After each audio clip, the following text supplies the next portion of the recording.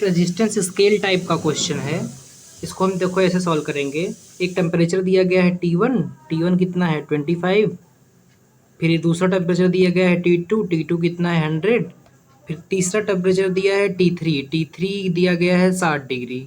तो 3 टेम्परेचर दिए गए हैं। तो T1 डिग्री पर जो R1 है, R1 T1 पे 50 है, T2 पे R2 80 है और T3 पर R3 बताना है। हमको इतना दे दिया तो R3 पूछ रहा है। तो हम क्या करेंगे, एक बार इसको इससे इक्वेट करेंगे। यूनिटी मेथड से क्वेश्चन होता है। एक बार इससे इसको इक्वेट करेंगे, हमारा R3 का वैल्यू आ जाएगा। कैसे?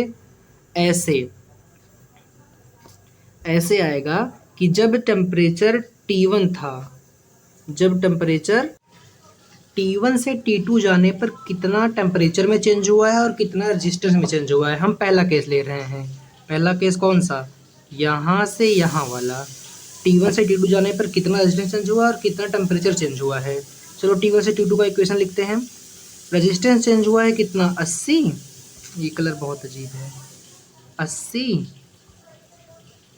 80 माइनस कितना है 50 डिवाइडेड बाई टेम्परेचर कितना चेंज हुआ है 100 माइनस 25। अब ये हो गया हमारा यहाँ से यहाँ। अब हम दोबारा यहाँ से यहाँ जाएंगे। जब यहाँ से यहाँ जाएंगे तो कैसे होगा? फाइनली कितना रेजिस्टेंस हुआ है? फाइनली रेजिस्टेंस कितना हुआ है? फाइनली रेजिस्टेंस हुआ है R3, यही हमको निकालना है। और इनिशियली कितना है R1 कितना है 50 डिवाइडेड बाय। हम इससे भी इसको इक्वेट कर सकते थे, तब भी आंसर आ जाता। तो यहाँ पर डिफरेंस कितने का है रेजिस्टेंस में डिफरेंस R3 माइनस R5। अब कितने टेम्परेचर पर ये डिफरेंस है? ये है T3, जो टेम्परेचर है T3 से T2 को माइनस कर देंगे या T2 को T3 से माइनस कर देंगे। डिफरेंस से मेन चीज़ है, डिफरेंस से मतलब है। T3 कितना है? T3 से T1 को 60 है, माइनस कितना 25।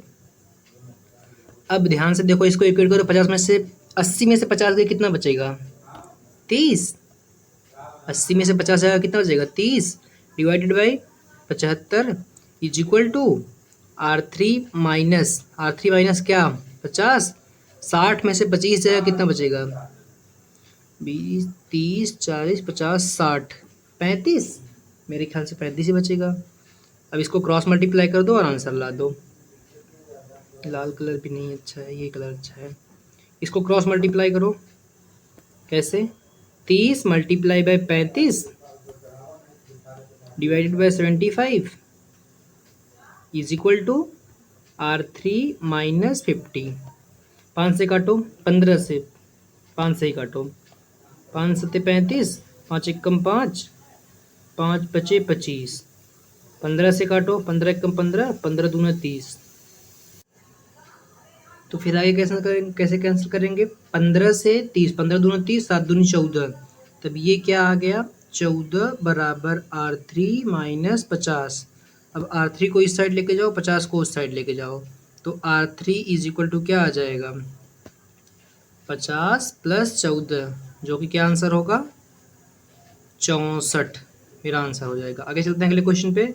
अगला क्वेश्चन क्या है? अगला क्वेश्चन है, ये सारे सिंपल क्वेश्चन है, लेकिन इसमें दिमाग लगाने वाले हैं। देखो, जब टेम्परेचर इंक्रीज करता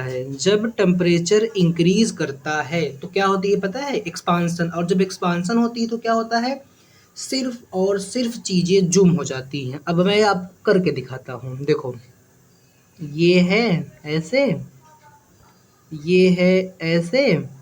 मैं तो ऐसे जूम कर सकता हूँ, आपको समझ जाएगा। ये देखो, हाँ इसमें ही समझ जाएगा, मुझे डायग्राम बनाने की ज़रूरत नहीं है। तो अगर बोल रहा है टेम्परेचर इंक्रीज करेगा तो एक्सपांसन होगा तो जूम होगा। देखो ध्यान से देखो आप, जब जूम हो रहा है तो कौन कौन बढ़ रहा है, कौन कौन कम हो रहा है?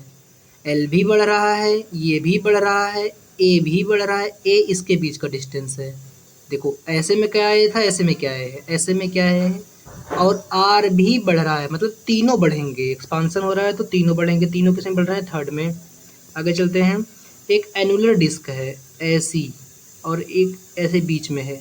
बीच वाले का रेडियस स्मॉल r है और बाहर वाले का रेडियस कैपिटल R है। तो बोल रहा है कि जब टेम्परेचर इंक्रीज करेंगे तो एक्सपांसन होगा, और एक्सपांसन होगा तो जूम होगा। देखो देखो बड़ा होते जा रहा है कि नहीं, देखो आर भी इंक्रीज हो रहा है और कैपिटल आर भी, मतलब दोनों इंक्रीज होगा। ऐसा आपको लग सकता है कि नहीं एक ही इंक्रीज होगा, लेकिन दोनों इंक्रीज होगा। क्यों दोनों इंक्रीज होगा, इसके पीछे का क्या वजह हो सकता है। दोनों भाई इसलिए इंक्रीज होगा क्योंकि दोनों के बीच की जो फोर्स है, जब जूम करते हैं तो क्या होता है, इंटर एटॉमिक ये बढ़ने लगता है। इसके बीच का डिस्टेंस, दोनों के बीच का डिस्टेंस बढ़ेगा। तो सीटी कुकर की बार बार बोल रही थी, इसीलिए मैंने बीच बीच में पॉज कर रहा हूँ, कुछ ज़्यादा ही आज। चलो चलते हैं। देखो तो फिर अगर टेम्परेचर इंक्रीज करेगा तो एक्सपांसन करेगा, एक्सपांसन होगी चीज़ें जूम होगी, और जूम होगी तो देखो आर भी बढ़ रहा है। देखो अरे सीधा इसमें तो सीधा विजुलाइज हो जा रहा है कि आर बढ़ रहा है और ये आर भी बढ़ रहा है, तो दोनों आर इंक्रीज होंगे। दोनों आर किस में इंक्रीज हो रहा है, थर्ड ऑप्शन में। आगे चलते हैं। हाँ देखो लीनियर टर्म्स इंक्रीज होते हैं लेकिन एंगुलर टर्म इंक्रीज नहीं होते।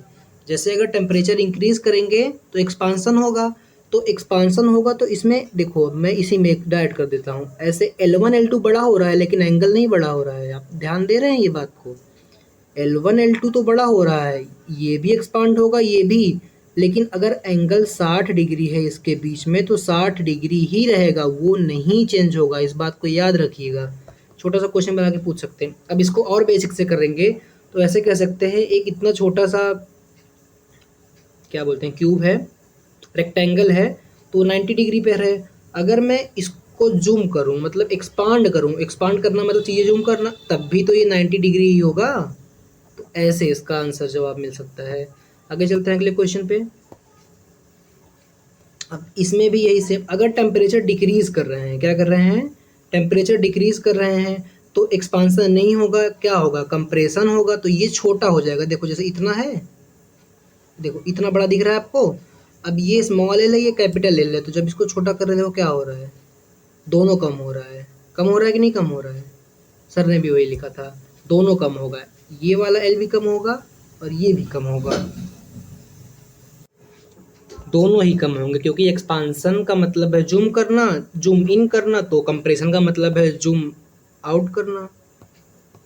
ये वाला क्वेश्चन अच्छा क्वेश्चन है, इसको सर ने अगले लेक्चर में डिस्कस किया था, बट सर ने होमवर्क दिया था, बोला था ट्राई करना आप, तो मैं ट्राई करता हूँ, आप भी ट्राई करिएगा।